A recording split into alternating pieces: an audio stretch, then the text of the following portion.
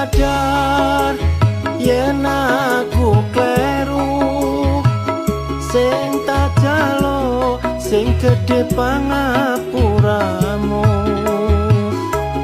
Aku janji ora bakal tak baleni, tak lerenke nggonku turut karo